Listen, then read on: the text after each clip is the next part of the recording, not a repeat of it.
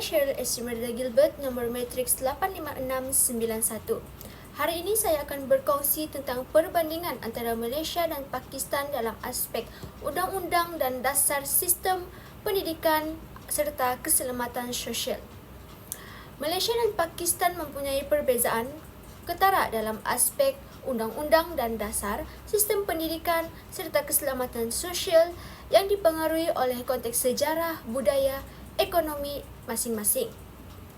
Dari segi undang-undang dan dasar, Malaysia menggunakan sistem common law British dengan pengaruh syariah bagi umat Islam serta melaksanakan dasar seperti Dasar Ekonomi Baru DEB yang memberi keutamaan kepada kaum Bumiputera untuk mengurangkan jurang ekonomi antara etnik.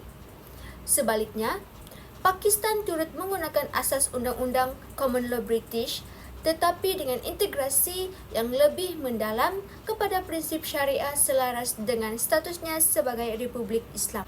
Dalam sistem pendidikan, Malaysia mempunyai struktur pendidikan yang tersusun dengan pendidikan percuma sehingga peringkat menengah dan peluang beasiswa untuk pelajar cemerlang melalui agensi seperti JPA dan MARA. Malaysia juga dikenali sebagai hub pendidikan tinggi di Asia Tenggara dengan universiti awam dan swasta yang berkualiti. Manakala sistem pendidikan di Pakistan menghadapi cabaran seperti kadar literati yang rendah, jurang besar antara pendidikan awam dan swasta serta kekurangan dana untuk pendidikan tinggi. Pendidikan agama melalui madrasah turut memainkan peranan penting di Pakistan tetapi sering dikritik kerana jurang penekanan kepada bidang sains dan teknologi. Dari segi keselamatan dan sosial pula, Malaysia mempunyai sistem yang lebih terancang melalui program seperti kumpulan KWSP, Perkeso dan Bantuan Sara Hidup BSH untuk membantu golongan pekerja dan rakyat berpendapatan rendah. Inisiatif lain seperti subsidi kesihatan dan perumahan mampu milik juga memperkukuhkan keselamatan sosial rakyat.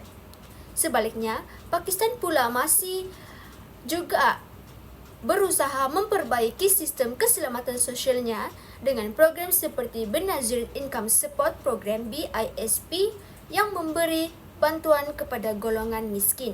Secara keseluruhannya, Malaysia lebih maju dalam pelaksanaan undang-undang dan dasar, sistem pendidikan yang inklusif serta keselamatan sosial yang berterusan, manakala Pakistan masih menghadapi cabaran struktur dan usaha memperbaiki taraf hidup rakyatnya.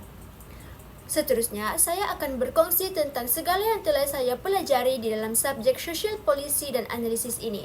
Antaranya adalah saya mempelajari kebajikan sosial.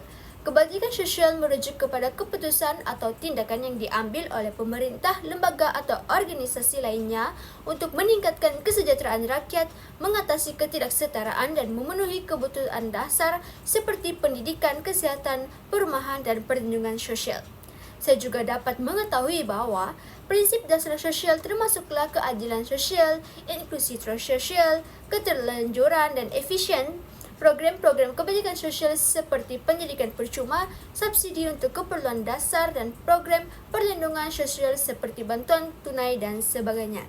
Sekian itu sahaja daripada saya. Terima kasih.